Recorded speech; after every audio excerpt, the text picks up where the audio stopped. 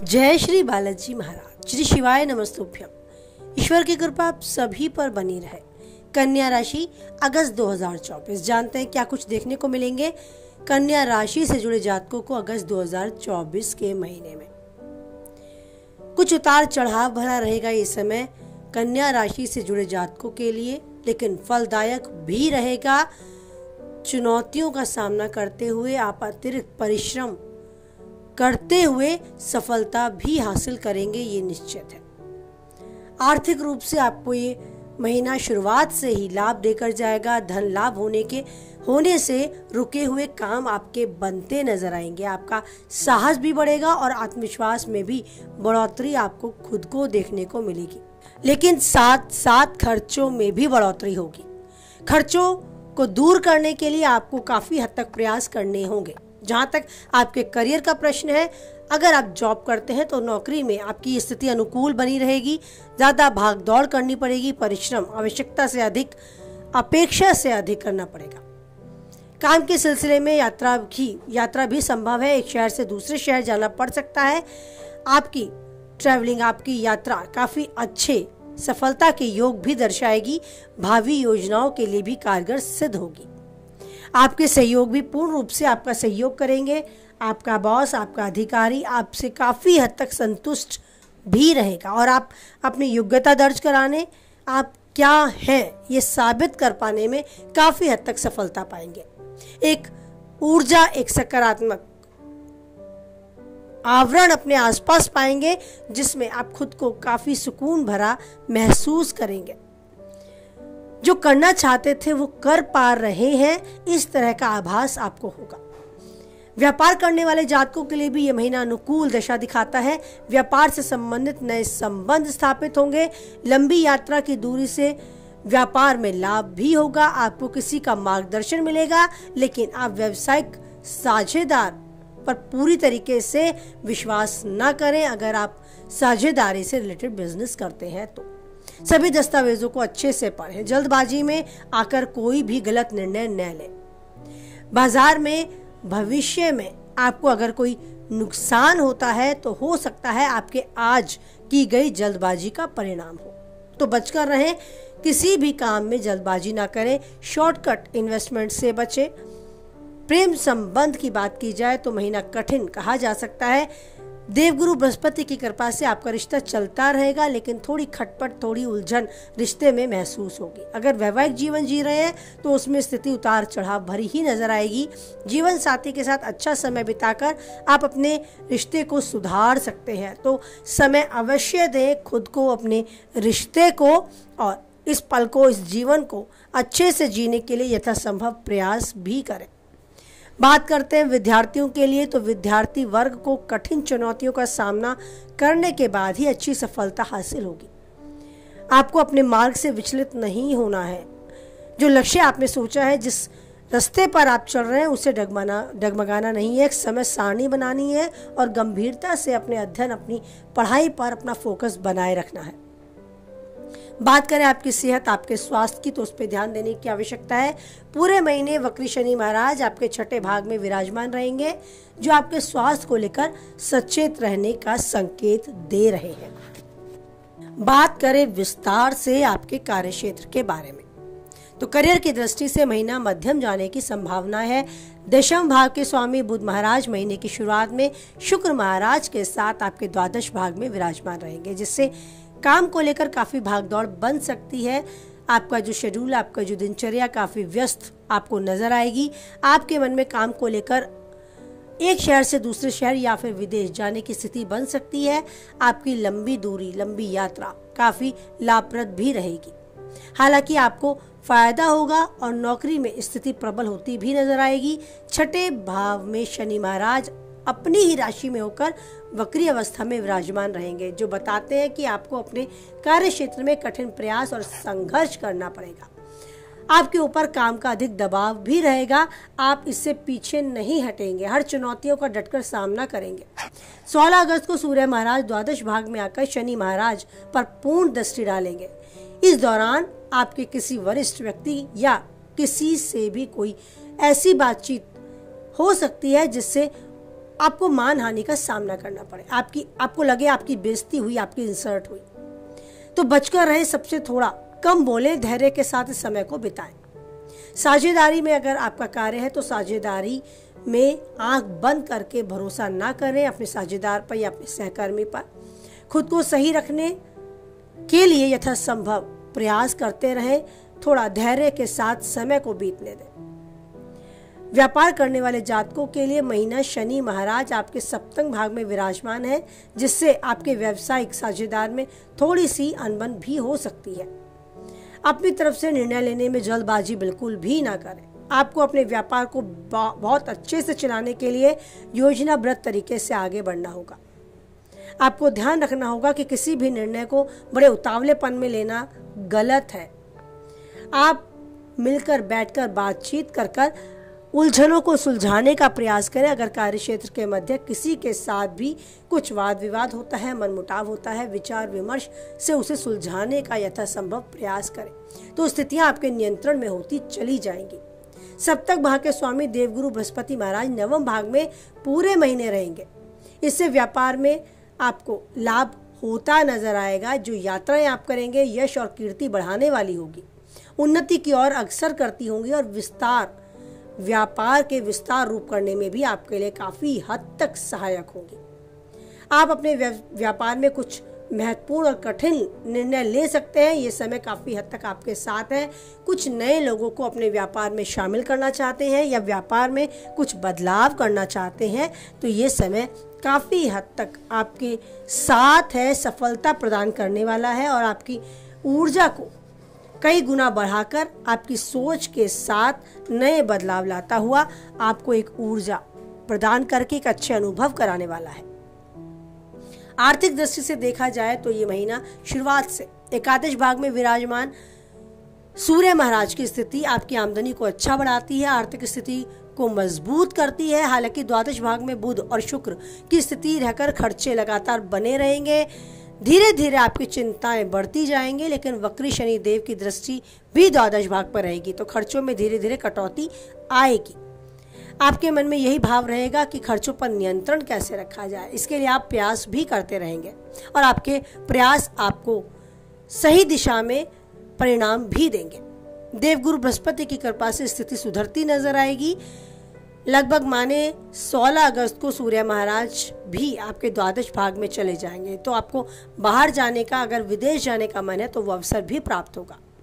यात्राओं के कारण काफी खर्च भी बढ़ सकता है। आर्थिक स्थिति मजबूत बनने के कारण पारिवारिक आय में बढ़ोतरी होगी। परिवार में कोई बड़ी संपत्ति लेने का योग भी बनेगा। शेयर बाजार में आप निवेश करने की मन में इच्छा रखते हैं तो कुछ समय के लिए रुक जाएं, क्योंकि समय उतना अनुकूल अभी नहीं है।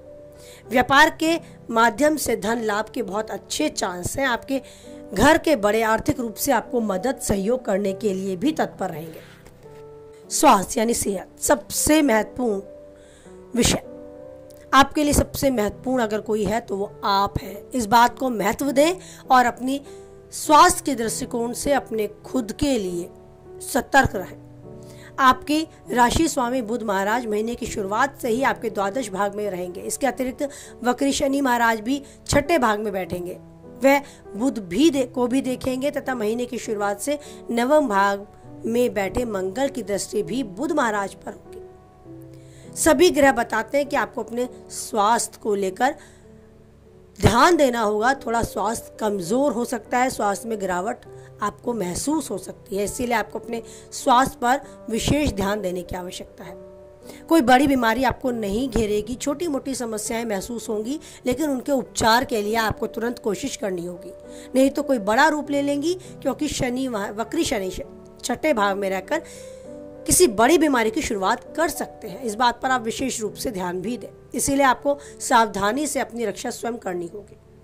22 अगस्त को वह बुध महाराज वक्री अवस्था में कर्क राशि में जाएंगे, तब स्वास्थ्य आपको बेहतर होता नजर आएगा। हालांकि आरोग्य कारक सूर्य महाराज 16 अगस्त को द्वादश भाग में चले जाएंगे और उन पर शनि की दृष्टि भी बनी रहेगी, तो स्वास्थ्य में उतार चढ़ाव आएंगे, आपको महसूस होंगे। आपको अपने स्वास्थ्य समस्याओं पर ध्यान देना होगा। विशेषकर कहा जाए तो आंखों से संबंधित कोई परेशानी आपको आपकी पीड़ा का कारण बन सकती है, या फिर पैरों में दर्द या चोट लगने जैसी समस्याएं आपको घेर सकती हैं। तो अपने स्वास्थ्य पर विशेष रूप से ध्यान दें, क्योंकि अगर आप स्वस्थ हैं, सेहतमंद हैं, तो सब कुछ जीवन में संभव है। हर सुख सुविधाएं, जीवन को जीने का एक अच्छा तरीका, सब कुछ आप पा सकते हैं। लेकिन सबसे ज़रूरी है आपके लिए खुद आप। तो अपनी वैल्यू को ज़रूर समझें, अपने लिए खुद समय निकालें और अपने को जिम्मेदारी खुद के लिए भी दें। बात करें प्रेमी जीवन, वैवाहिक जीवन की, तो किसी प्रेम संबंध में अगर आप हैं तो ये महीना शुरुआत से कुछ कमज़ोर स्थिति दिखाएगा, क्योंकि पंचम भाव के स्वामी शनि महाराज छठे भाग में वक्री अवस्था में रहेंगे। पंचम भाग में सूर्य महाराज का प्रभाव रहेगा, और जिससे कि आप अपने प्रियतम के साथ हो सकता है थोड़ा अहम को लेकर टकराव कर जाए। आपको लगे आप ज़्यादा बेहतर हैं और उन्हें लगे कि वो ज़्यादा बेहतर है आपसे। विचारों में मतभेद, छोटी मोटी बातों को पकड़ना, उनको बहस का विषय बनाना, इन दोनों आपको देखने को मिलेगा। सबसे अच्छी बात इस समय ये भी होगी कि नवम भाग में बैठे बृहस्पति महाराज अपनी पूर्ण नवम दृष्टि से आपके प्रेम संबंध की रक्षा भी करेंगे। तो आपका रिश्ता विधिवत चलता भी रहेगा, लेकिन उसमें मजबूती, उसमें खूबसूरती भरने का प्रयास आपको करना होगा। आपको अपनी वाणी पर संयम रखना होगा, ज़्यादा कड़वा बोलने से बचना होगा। भले ही आप सच बोलते हो, पर लोग सच से ज़्यादा मीठा सुनना पसंद करते हैं, इस बात का ध्यान देना होगा। इसीलिए कोई ऐसी बात नहीं करनी है जो किसी भी तरीके से सामने वाले को बुरी लग सके। ऐसा करने से आपका रिश्ता ठीक चलेगा अगर आप संयम से काम लेते हैं। चुनौतियों को धीरे धीरे वहन करते हुए आप बाहर आएंगे। 25 अगस्त को शुक्र आपके प्रथम भाग में आ जाने से आपके दोनों के रिश्ते में मधुरता बढ़ेगी, निकटता आएगी। 26 अगस्त में मंगल महाराज दशम भाग में बैठकर पंचम भाव में को देखेंगे, जो फिर से प्रेम संबंधों में तनाव ला सकता है। थोड़ी बहुत उलझनें बढ़ सकती हैं। अगर बात करें वैवाहिक जीवन की, तो वैवाहिक जीवन में भी काफ़ी हद तक उतार चढ़ाव देखने को मिलेंगे, क्योंकि पूरे महीने सप्तम भाग में राहु की उपस्थिति रहेगी। आपके जीवन साथी के साथ हो सकता है कुछ लापरवाही आप दिखा बैठे और वही आप दोनों के बीच में तनाव का मुद्दा बन जाए। आपको सबसे ध्यान रखना है कि अपनी मर्जी से चलने की हर समय कोशिश करने वाले आप आज़ादी पसंद करेंगे।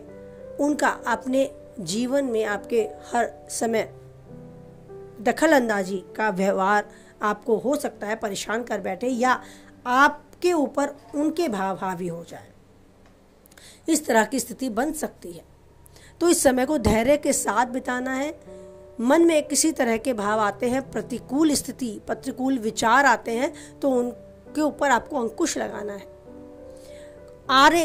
जीवन के बीच में आ रही इन परिस्थितियों का सामना करते हुए आपको एक दूसरे के साथ समय बिताने की कोशिश करनी होगी। समय बिताने से आपकी उलझनें दूर होंगी, तनाव दूर होगा, रिश्ता पहले की तरह चलता नजर आएगा। बस अपने व्यस्त समय में थोड़ा समय अपने वैवाहिक जीवन में ज़रूर दें।